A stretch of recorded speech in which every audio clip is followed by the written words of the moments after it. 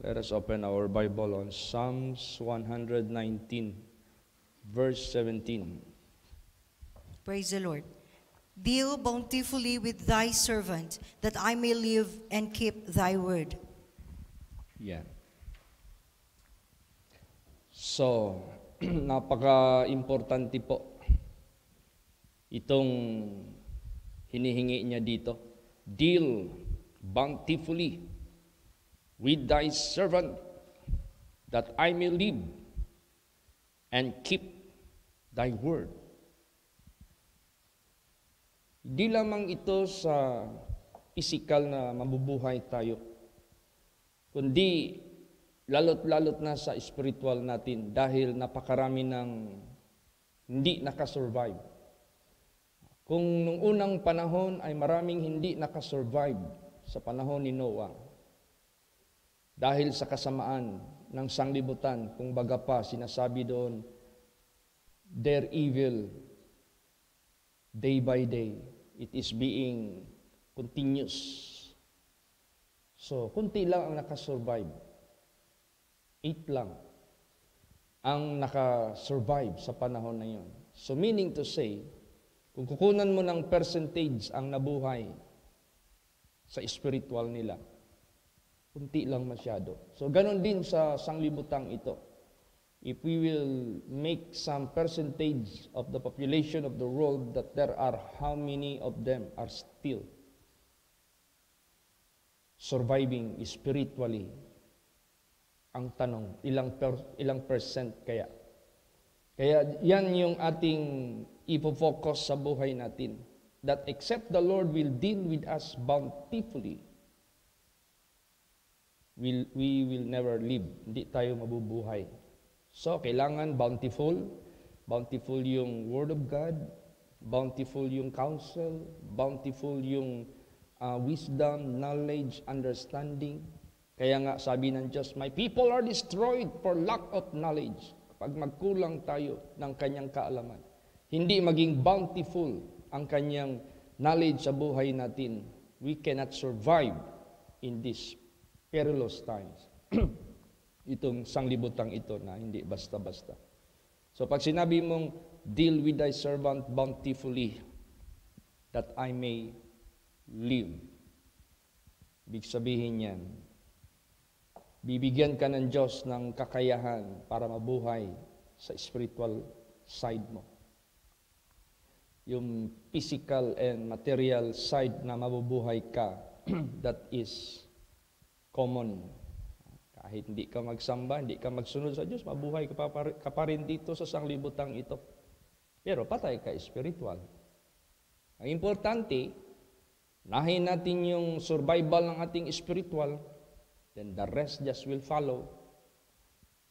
Yun ang pinaka-importante. Kaya let us pray for God to deal with us bountifully. Kailangan di tayo magkulang sa kanyang kalakasan, sa kanyang katalinuhan, sa kanyang kapangyarihan. That I may live and keep thy word.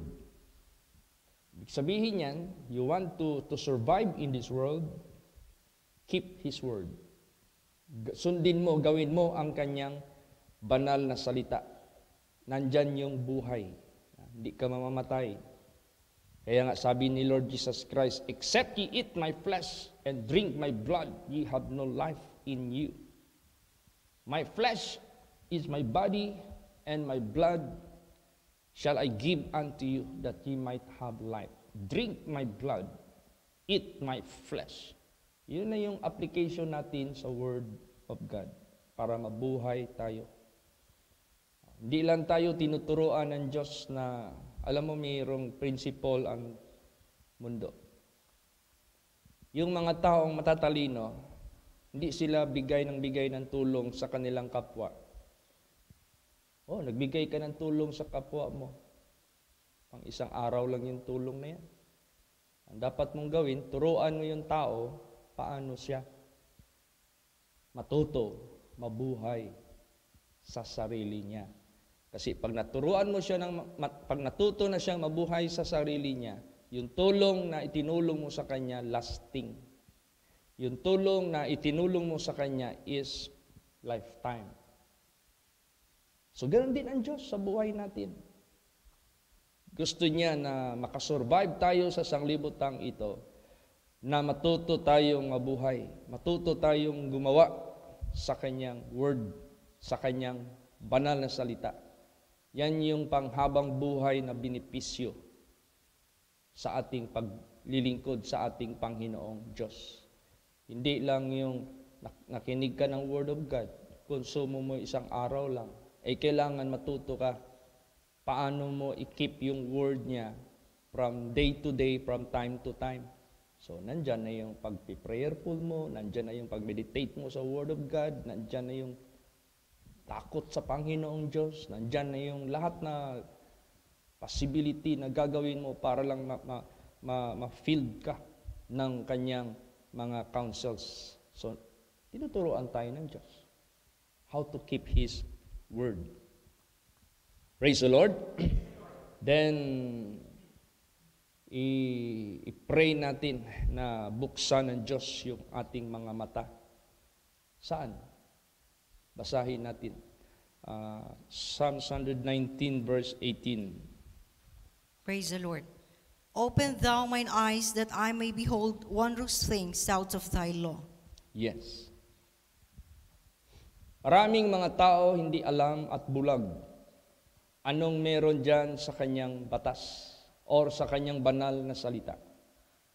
Akala nila ang pagsunod sa banal na salita ng Diyos ay pangkaraniwan lamang. Yung bang natural lang, normal lang. Maraming hindi nakakaalam yan na maraming wondrous things out of His law. Ibig sabihin yan, pag ginawa mo yung word, yung batas ng ating Panginoong Diyos na natutunan mo, dyan mo makikita yung wondrous things. Kailangan ma-open yung eyes mo dyan. Pag sinabing ma-open yung eyes, ma-realize mo ba? Pag sinabing ma-open ang eyes mo, mapagtanto mo na, uy, ito pala ang paraan ng Diyos. Pag sumunod tayo sa Kanyang mga tuntunin, mag-deal pala ang Diyos sa atin wondrously, miraculously. So, ma-open yung eyes mo. So, hindi ka nahihiwalay sa Kanyang, sa natutunan mo. So, continuous na yan. So, the Lord is teaching us how to keep His word because out of His law, there are wondrous things. Kailangan mong ma-realize mo lahat yan para sa buhay mo, yun na yung pinaka-standard ng operation ng iyong takbo, ng iyong buhay, yung SOP, kung baga pa, sa buhay mo, yung pag-keep sa Kanyang word. Kasi out of that, yung wondrous things, dyan mo makikita. Kaya yan ang i-pray natin, yung mga tao na walang pake sa Kanyang mga banal na salita, na ma-open yung eyes nila. Open their eyes, O Lord. And that they may behold wondrous things out of thy law. Praise the Lord. Itong pagsunod natin kay Lord Jesus Christ, huwag mong asahan na susuportahan ka ng buong sanglibutan. Kaya nga peculiar people ang mga anak ng Diyos, holy nation, a royal priesthood, and a holy nation and peculiar people. Bakit? Pag tayo ay sumunod sa standard ng ating Panginoong Diyos, para kang isang angel na bumaba sa langit dito sa lupa. At makikita yung liwanag sa buhay mo. At makikita yung kaibahan sa buhay mo. The way you think, the way you talk, the way you move, the way you lahat, puro makalangit yung iyong buhay. So, itong ating Panginoong Hesukristo, bumaba siya galing sa langit para impluwensyahin tayo sa makalangit na pamumuhay. Kaya pag sumunod ka sa ating Panginoong Hesukristo, para kang anghel na bumaba galing sa langit, dumating dito sa mundo, at ang mga tao, magkakaroon sila ng tinatawag na comparison sa buhay nila at sa buhay mo. Iba't iba ito. Yan. So, wag nating isipin na pag sumunod tayo kay Kristo Jesus, pareho pa rin tayo. No. You are like an angel of God from heaven who came down to earth. Maging stranger ang dating sa sarili mo. Basahin natin. Verse 19. Praise the Lord. I am a stranger in the earth. Hide not thy commandments from me. Yes, I am a stranger in the earth. Stranger ka talaga. Tingnan mo ang sanglibutang ito. Punta ka ng labas ngayon. Halos lahat ng mga tao makita mo, puro may mga tattoos o tato. Halos. O ikaw na namulat na sa katotohanan, siyempre hindi ka magpapatato. Bawal yan, nasa Bible yan. Do not make any marks in your body. So, magiging stranger ka. Uy, bakit itong taong ito ang linis-linis ng balat? Hindi katulad sa atin na may mga dragon, may dragon, may bulaklak, merong cross, merong kung ano-anong mga image, merong tribal na na design. Yan. So maging stranger ka ngayon. Lalo't na ikaw babae, nagpapalda ka, punta ka dyan sa labas. Parang stranger ka kasi most of the women are wearing pants. Ikaw naman lalaki, pag magpunta ka dyan sa labas, nung hindi pa binawal ng government natin sa Davao ang no smoking, halos lahat lalaki may hawak na sigarilyo. Ikaw, para kang stranger, wala kang hawak na sigarilyo. So ganun. Pag sumunod tayo kay Lord Jesus, you are like an angel came down from heaven. You are stranger here on earth. Para kang estanghero. Hide not thy commandments from me. Ibig sabihin yan, wag mo akong hayaan na parang taong walang alam sa inyong kautusan. Wag mo akong hayaan na para akong isang taong walang kamuhang-muhang sa iyong kalooban. Wag mong ikubli sa akin ang iyong mga kautusan. Kailangan ay laging nasa harapan ko ang iyong kautusan upang ito'y sundin ko para sa ganon. Totoo at tunay. Bahala na maging estranghero ako dito sa sanglibutan. Basta hindi ako estranghero sa langit. Sapagkat I am of heaven. I am not of the earth. Ganon. Kaya sabi nga ni Lord Jesus Christ, in resurrection, you will be as angels. Ibig sabihin yan, yung angelic image from heaven na binaba ni Kristo dito, gusto niyang ipa-adapt sa buhay natin by the Word of God. Pagkatapos natin dito, ayun na, permanently, ganun ka na. Praise the Lord. Kaya sa buhay natin, never cease from craving the Word of God. This is the food of our soul, and this is how we survive in this world. Basahin natin verse 20. Praise the Lord. My soul breaketh for the longing that it hath unto thy judgments at all times. Yes. My soul breaketh for the longing that it hath unto thy judgments at all times. Pag sinabing breaketh for longing, lagi mong hinahanap, lagi mong kinauuhawan, lagi mong namimiss yung kanyang mga judgments, yung kanyang mga banal na salita. Kung baga pa, hindi ka iba, hindi ka estranghero sa kanyang word. Estranghero ka man dito sa kasamaan ng sanglibutan, pero hindi ka iba sa kanyang kabanalan, sa kanyang katuwiran. So wag nating hintuan yung paglulong natin. Diba, araw-araw we long for food. That's why we cook. Araw-araw we long for food because we need energy. Araw-araw we long for food in order to live. Ganon din sa spiritual life natin. Do not ever stop from longing His judgments o His words, sapagkat yan yung tanda that you are spiritually healthy.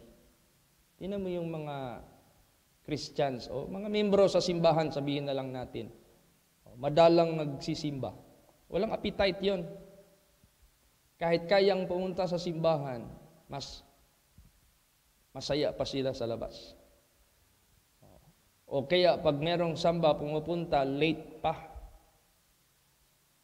O kaya sumisimba, dami pang kinakalikot sa kamot o sa kamay. Hawak ng cellphone, bukas-bukas ng FB, minsan nag-games pa. So ibig sabihin niyan, these are the symptoms of unhealthiness, no, sa kanilang spiritual. Wala silang longing, wala silang kauhawan. Alam mo kasi, pag healthy ka spiritually, you will never be contented without having the whole service na masagap mo lahat. Awit, choir, special number, message, prayer, lahat-lahat na. Praise the Lord. Yan yung ilulong natin. Kaya nga sinabi dyan, my soul breaketh for the longing that it hath unto the judgments at all times. Pag sinabing at all times, you never fail to have this spiritual food as necessary food. Hindi mo pinifail yung Word of God, parang mas importante pa yan sa mga mahalagang pagkain dito sa sanglibutang ito. Alam niyo po ang Diyos, sinasaway niya yung lumilihis, sinasaway niya yung mga gumagawa ng hindi maganda. Basahin natin yan. Verse 21. Praise the Lord. Thou hast rebuked the proud that are cursed, which do err from thy commandments. Yes. So, ibig sabihin yan, nagbibigay ang Diyos ng concern, o nagpapakita ang Diyos ng concern, kahit gaano kasama ang tao, nire-rebuke niya, sinasaway niya. Dahil gusto ng ating Panginoong Diyos, oy, hintuan mo na yan, mapapahama ka niyan.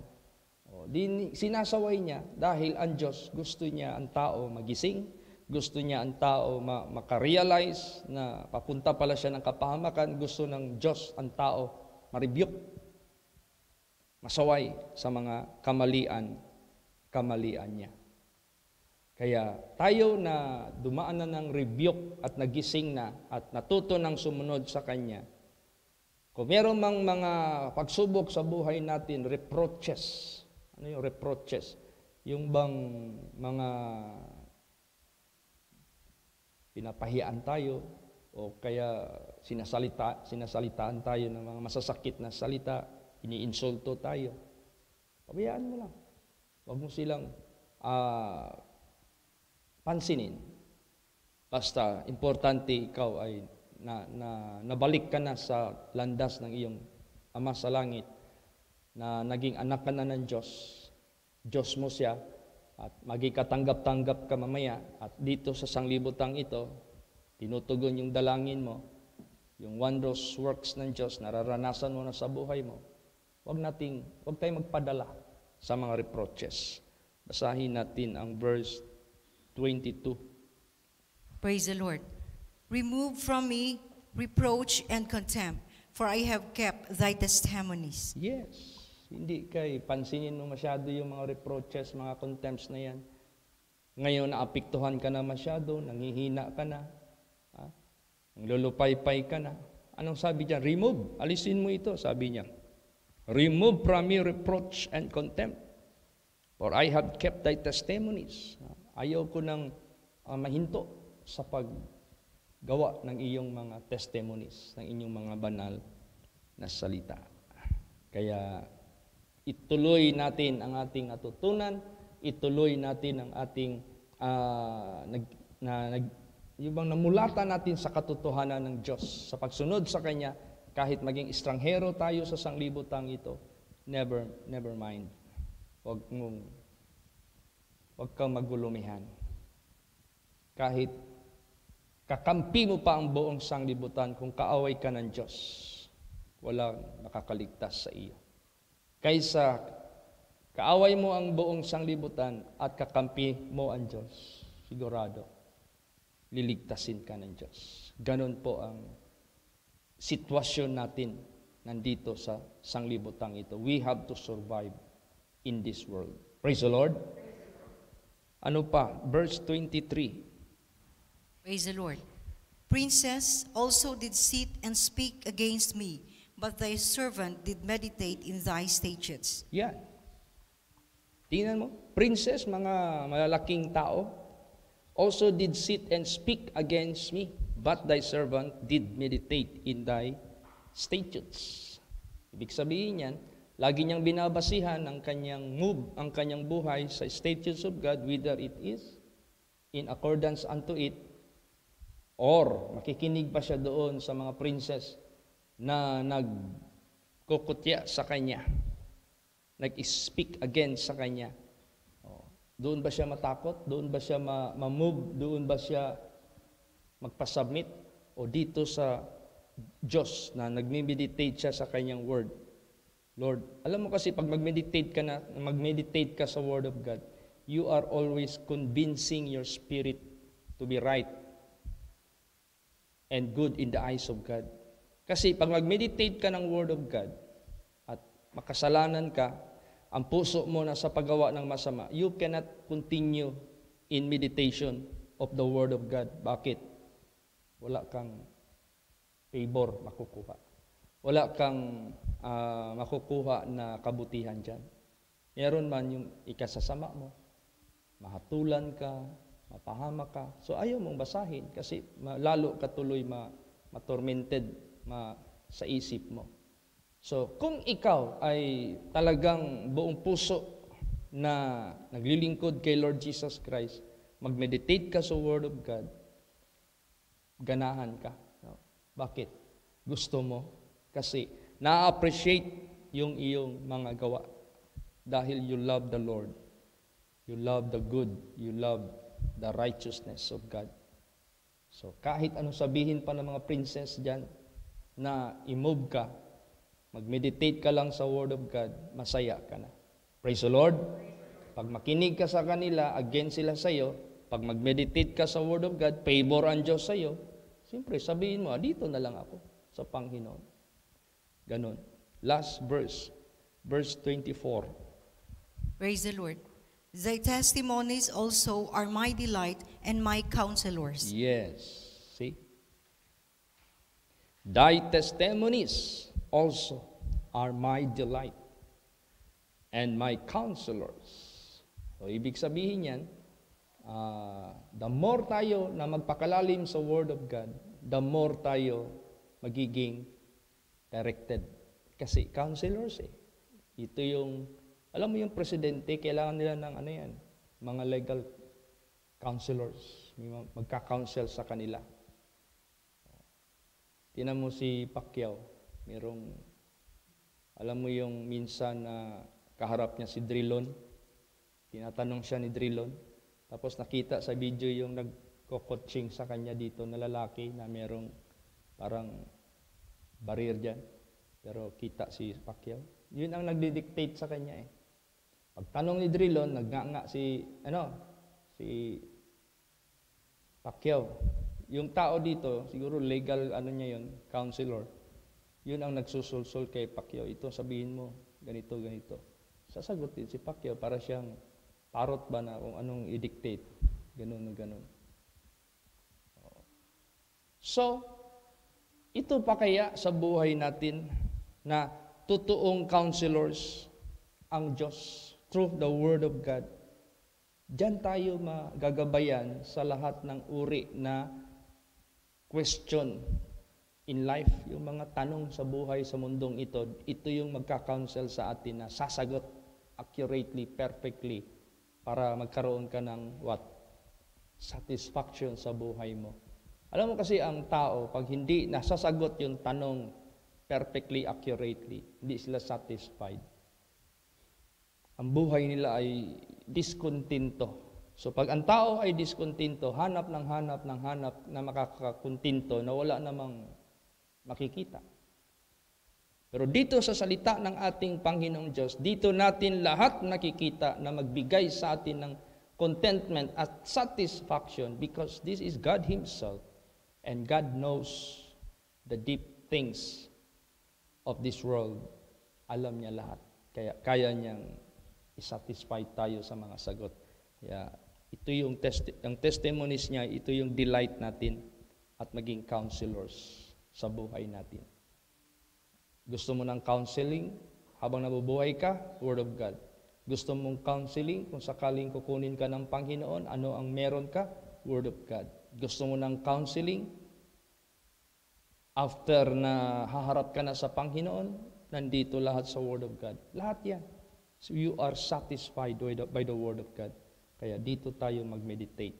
So deal bountifully with thy servant that I may live and keep thy word. Ito na yung pinaka-highest peak na ating i-reach sa buhay natin na mag-deal siya sa atin bountifully para mabuhay tayo and let us keep His word.